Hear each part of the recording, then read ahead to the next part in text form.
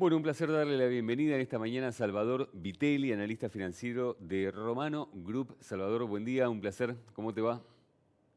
Dale, Manuel, ¿cómo te va? Buen día. Gracias por la invitación. Bueno, encantado. Gracias por tu tiempo, Salvador. Contanos tu impresión, su diagnóstico, doctor, respecto a este paciente, ¿no?, que está en terapia intensiva.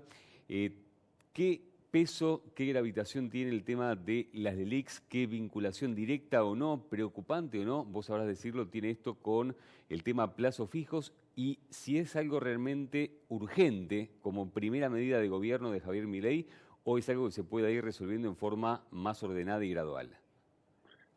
Bueno, justamente el tema allí es eso. Si la salida quiere ser gradual o quiere ser de manera inmediata. Si quisiese ser de manera inmediata, ahí tenemos una cuestión por el hecho de que son muchos pesos que están encapsulados, que están encerrados, colocados a plazo fijo. ¿Por qué? Porque en definitiva, las LELIQs no son otra cosa que el déficit fiscal crónico sumado a un cepo brutal que en definitiva no dejó que esos pesos se vayan a otro tipo de colocaciones y o dólares. Entonces, el principal problema de eso es justamente el hecho de que tenemos allí una cantidad muy grande de pesos colocados que probablemente si se unifica y al mismo tiempo se quita el cepo, se vayan a dólar. Entonces justamente allí lo que se está buscando es, bueno, justamente si vamos a un escenario de ese tipo, debemos tener algunos dólares para poder defender el tipo de cambio. Si se quiere una solución gradual, esto no necesariamente es un problema, porque con la misma solución gradual la economía se iría normalizando, esto hablando siempre de un escenario donde el plan de estabilización sale bien, pero se iría normalizando y esta montaña que hoy en día se le llama terminaría por bajar de manera gradual y paulatina, porque en definitiva son pesos que luego se volcarían a créditos al sector privado,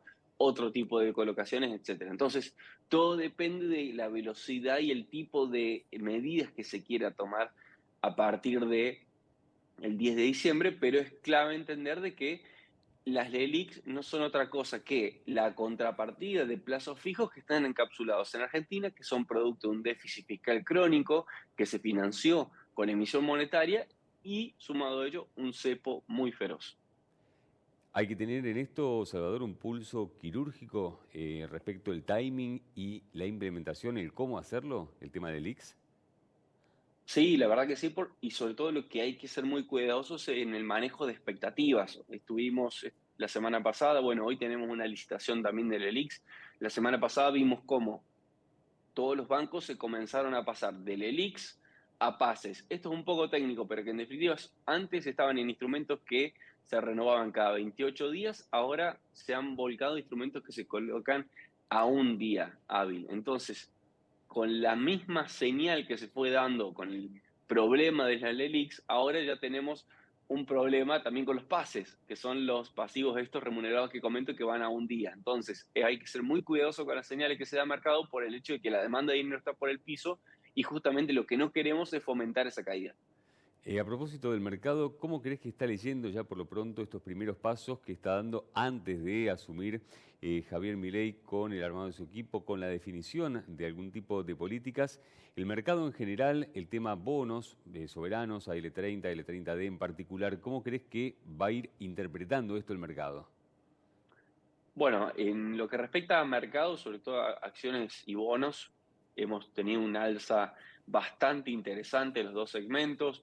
Bonos va más por el lado de cumplir todos los contratos, cumplir con las obligaciones que hablaba Javier Milei, al mismo tiempo de una reducción del déficit fiscal. Si miramos las declaraciones, se estaba pensando ya en ir a déficit cero, lo cual es una tarea macro muy acorde a la situación por el hecho de que hoy tenemos un déficit que nadie te lo financia. O sea, hay muchos países que tienen déficit fiscal, que conviven con déficit fiscal, pero no solamente que han cumplido con los contratos, cosa que Argentina no ha desfolteado su deuda una cantidad innumerable de veces, sino que además tienen financiamiento justamente por lo anterior que explayo. Y además, en lo que respecta a acciones, también han subido bastante por el mismo hecho de que asume un gobierno, llamémosle más promercado, más anti-impuestos, desregulación, etcétera. Y bueno, eso termina siendo música para los oídos del mercado por el mismo hecho de que se augura un buen clima de negocio, o por lo menos eso se está intentando pensar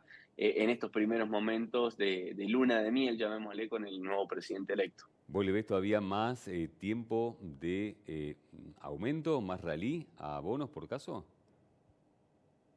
Y lo cierto es que la deuda argentina está por el piso, y lo mismo Claro. que acciones. El Merval supo valer $1.800 y hoy está en 900.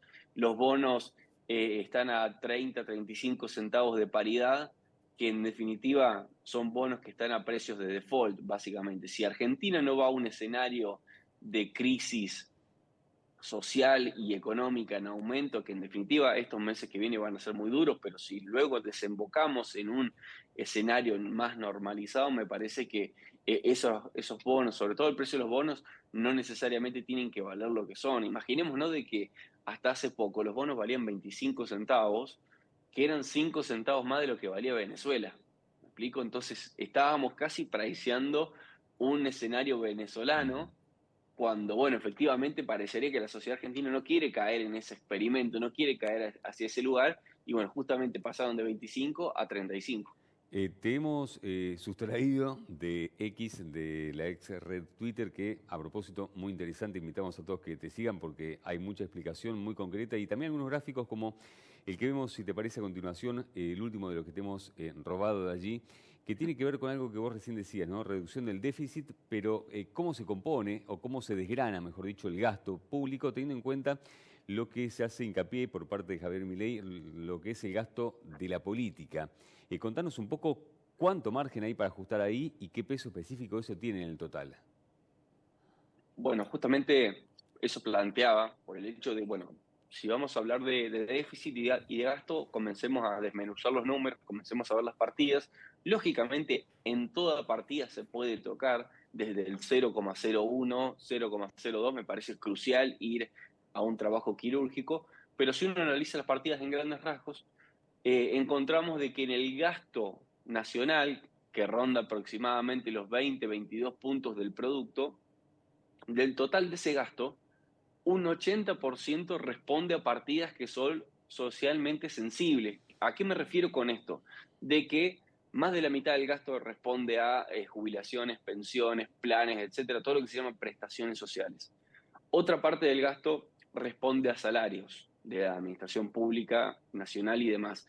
Y otra parte del gasto responde a subsidios. Entre todas estas cosas que te comento, es un 80% del gasto que hace el Estado del sector nacional. Te queda otro 20% que se puede recortar, por ejemplo, de lo que hablaba Javier Milei, en lo que respecta a obra pública, algunas transferencias a las provincias, etcétera. Pero, sin embargo, tenés, llamémosle, un núcleo duro de gasto que responde a cuestiones que son socialmente sensibles. Entonces, debemos ser muy cautos en lo que se va a realizar, sobre todo porque el Estado probablemente vaya a tener que tener un rol esencial en los meses que vienen por el mismo deterioro económico que ya hay ahora. Va a ser un poco mayor por el mismo hecho de sincerar precios. Estamos hablando de tarifas, combustibles y también el mismo dólar, que te va a despertar más inflación, y eso probablemente haga que alguna población extra caiga en la pobreza, y justamente allí va a ser crucial ver cómo se comporta el Estado. Por ende, ahí tenés un 80%, llamarle núcleo duro de Ujú. gasto, donde va a ser difícil recortar de allí por el hecho al escenario hacia dónde vamos. Venimos con un deterioro económico paulatino, prolongado, y además que ha sido de manera muy lenta, pero precisa, que nos ha llevado a una situación de deterioro muy fuerte, y justamente muchas de las consecuencias que vamos a ver ahora es producto de, llamémosle, esta herencia de, bueno, prácticamente un desmanejo absoluto en términos fiscales, monetarios, etcétera. Ya estamos sin tiempo, Salvador. Por sí o por no, el número 20, para inflación hay que acostumbrarse, ¿va a ser piso? Y probablemente vamos a tener una inflación cercana, rondando al 20%. No diría piso para todos los meses, pero sí pensando en un diciembre, enero, si hay un sinceramiento de tipo de cambio, si hay un Está. sinceramiento de tarifa, combustible, me parece que puede andar por allí. Gracias por la sinceridad, Salvador Vitelli, analista financiero, un placer, ¿eh? Que tengas buen día. Gracias a ustedes por la Muy invitación. amable. Buen día.